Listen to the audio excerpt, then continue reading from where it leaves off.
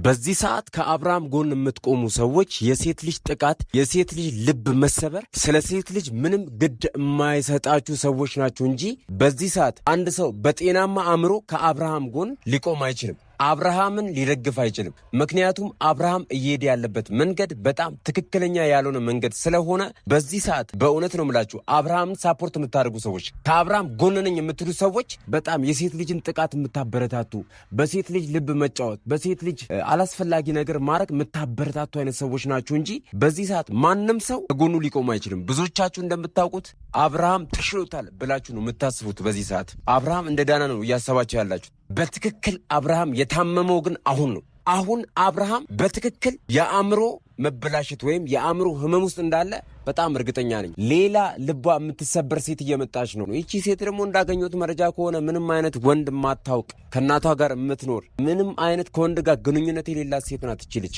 ሰላም የዩቲዩብ ቤተሰቦች፣ ዩቲዩብን ሰብስክራይብ የምታደርጉልኝ የምትከታተሉኝ ቤተሰቦች እንዴት ናችሁ? ሰላም ናችሁ ወይ?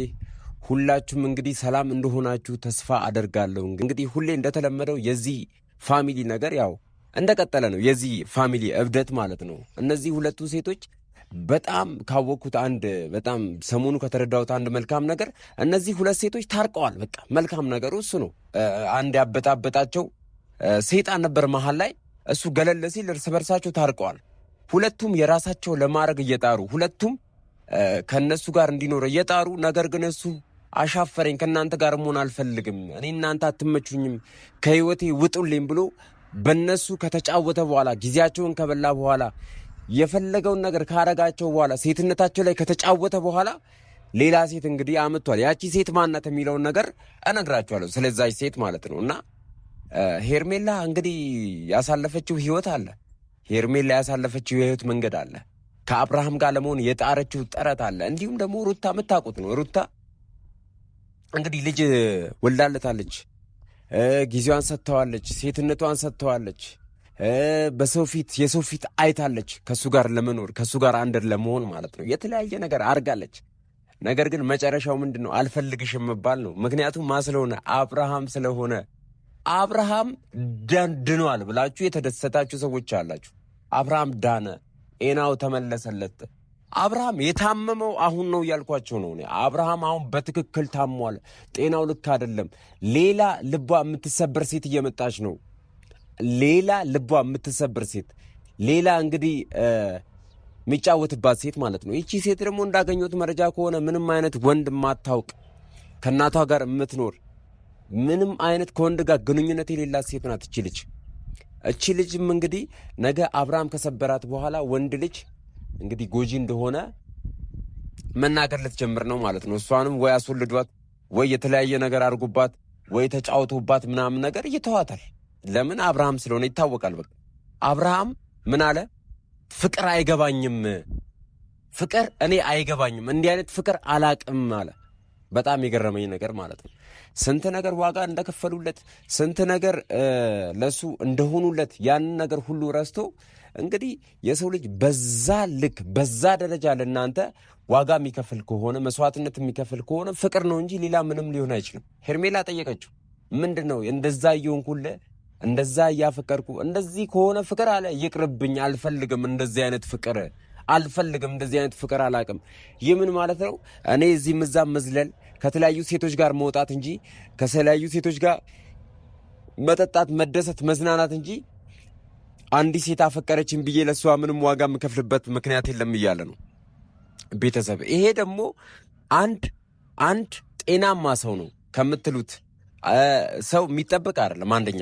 ሁለተኛ ደግሞ ከባህላችን ያፈነገጠ ነው፣ ከወጋችን ያፈነገጠ ነው። እንደዚህ አይነት ተግባር እንግዲህ አስቡት። ምንም አይነት ትክክለኛ ምክንያት ልትሰጡት አትችሉም።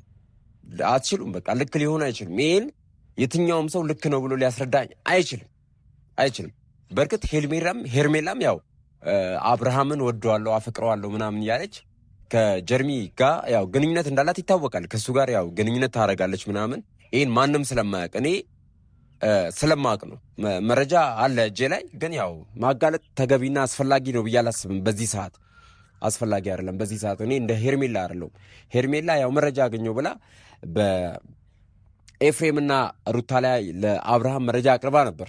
ገና ለገና ያው የተሰራ የተቀነባበረ ነገር ምናምን ማለት ነው። ችግር የለውም እንደዛ ያልተቀነባበረ ትክክለኛ መረጃ እጄ ላይ ቢኖርም ግን ያው ጀርሚን ስለማውቀው በጣም ጓደኛዬም ስለሆነ ምናምን እኔ አሁን ከሱ ሳይድ አይደለም ነገሩን እንደምታዩት እናንተ ቪዲዮ ላይ እንደምታዩት አይደለም። አንዳንድ ነገሮች አሁን ጀርሚ የእሷን ክብር ለመጠበቅ ብሎ እሷ በሰው ፊት ያው ያላት ክብር አለ ያላት ቦታ አለ ያን ነገር እንትን እንዳይል ብሎ እሱ አፕሮች አደረገ እንጂ አፕሮች የምታደርገው ሄርሜላ ናት፣ ይታወቃል። ብዙ ነገሮችን እሷ ናት እንትን እያለች ያለችውና ይህን ጠቅላላ ችግር የለውም። እኔ በመረጃ ጀርሚንም ቢሆን አቅርቤ አሳያቸዋለሁ እያንዳንዱን ነገር ግን አሁን የአብርሃም ሁኔታ በአጠቃላይ አንዲት ምንም ወንድ ማታቅ ሴት እንግዲህ ሊያመጣ ነው። ወንድ ማታቅ ከዚህ በፊት ሪሌሽንሺፕ ውስጥ ገብታ ማታቅ ከእናቷ ጋር የምትኖር አንዲት ወጣት ሴት እንግዲህ በሷም ሊጫወት ነው ማለት ነው። እንደተለመደው በሰው ልብ በሴት ልጅ ልብ መጫወት የማይሰለቸው ወጣት ማለት ነው። እስከ መች ነው ዝም የምንለው? እስከ መች ነው ይብቃ ማንለው? ማለት ዴቭም የምትባል ሰውዬ ታላቅ ነህ አይደለ? ግን አንተ የታላቅ ታናሽ ነህ። ምንም አይነት ተጽዕኖ የሌለ ፍላጎቱን ማክበር ሌላ ነገር ነው። እናንተ ሽምግልና ምናምን የምትጠሩት ምን ሌላ ሀገር እንዳይሄድ ለመለመን ብቻ ነው እንዴ? ይሄ ልጅ አደብ ግዛ አንተ ሰውዬ ተረጋጋ ምናምን አትሉትም እንዴ? ለምንድን ነው ዴቭ በትክክል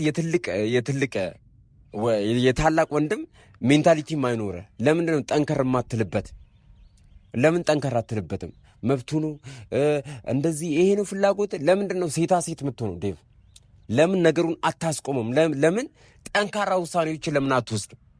በእውነት ዴቭ ይሄ ከአንተ የሚጠበቅ ነገር አይደለም። በቃ ማለት የዴቭ ሁኔታ እያሳሰበኝ ያለው ምንድን ነው? ጥሪ ያለው አይነት ነገር ሞከር ያለው ይኸው አናግሬው ያለው ለማለት ይመስላል እንጂ በትክክል የእነዚህ ሴቶች ህይወት አሳስቦ ወይም የአብርሃም ህይወት አሳስቦ ምናምን አይመስለኝም። ዳኒ ሮያል የምትባል ሰውዬ ደግሞ በጣም አስገራሚ ሆናል። አንተ ሰውዬ በቃ የአብርሃም ህይወት ደግሞ አሳሰበ ድጋሚ አይደለ? እኔ ጓደኛዬም ስለሆነ የአብርሃም ደስን ያለ እኔ በጣም እርግጠኛ ነኝ ደስን ያለ አንተ ነገር ሲበጠበጥ ነገር ግራ ሲጋባ የምትወድ አይነት ሰው ነህ። ነገሮች ትርምስምሳቸው ሲወጡ ሰዎች በቃ የራሳቸው ስቴብል የሆነ ህይወት የተረጋጋ ህይወት ሲመሩ ማትወድ አይነት ሰው ነህ፣ ይታወቃል። ይሄ አንተ ምንም እንደ ጓደኛ ምናምን አይደለህም። አንተ በትክክል እንደ ጓደኛ ቢሆን በጣም ብዙ ተመክረው ነበር፣ ብዙ ትመራው ነበር። ነገር ግን እዚህም እዛም ቤት እየዘለልክ የተለያዩ ነገሮችን የምታደርግ አይነት ግለሰብ ነህ አንተ፣ ይታወቃል። አሁን እንደ አጉል ደርሶ ሀሳቤ ለመሆን መጣር በጣም ትክክል አይደለም። አብርሃም ግን የምትሄድበት መንገድ ዋጋ ያስከፍልሃል። በጣም ትክክል አይደለህም። እየሄድክበት ያለህበት መንገድ ለምን ቆም ብለህ ማሰብ እንደከበደ ባላቅም እየሄድክበት ያለበት መንገድ በጣም ትክክል ያልሆነና ዋጋ የሚያስከፍል ነው። ነገ ላይ በጣም ዋጋ ትከፍልበታለህ። አንተ ቢያንስ ልጅ አለ፣ ለልጅ አስብ። እንደዚህ አይነት ያልተገባ ጋጠወጥነት ነገሩ ያው የሰው ልጅ ሲሞላለት የተለያየ ነገር ያምረዋል። ግን ለምን ኃላፊነት ወስደህ ለምን የራስን ህይወት መምራት እንዳልቻልክ ለምን ከሩታ ጋር መሆን እንደከበደ ሊገባኝ አልቻልም። ለምን እንደዚህ መሆን እንዳልቻልክ ሊገባኝ አልቻልም። ነገ ላይ ይሄ ነገር ዋጋ ያስከፍላል፣ አይጠቅምህም። በቃ ስምህ ጠፍቷል። አንደኛ ስምህ ጠፍቷል። ይሄ የጠፋውን ስም ማደስ ነው እንጂ የሚገባህ የተለያዩ ስህተቶችን እየጨመርክ ስህተት ላይ ስህተት ውሸት ላይ ውሸት መጨመር አለብህ ብዬ አላምንም። ጋይስ እንግዲህ የዛሬ ቪዲዮአችን ይህን ይመስል ነበር። እንግዲህ በሌላ በጣም በቆንጆ ቪዲዮ መለሳለሁ። ዩቲዩብ ቻናሌን ሰብስክራይብ ማድረግ እንዳይረሳ፣ ቪዲዮን ላይክ አድርጉልኝ። እንዲሁም ደግሞ ኮመንት ሴክሽን ላይ ሀሳባችሁን አስቀምጡ። ይመቻችሁ።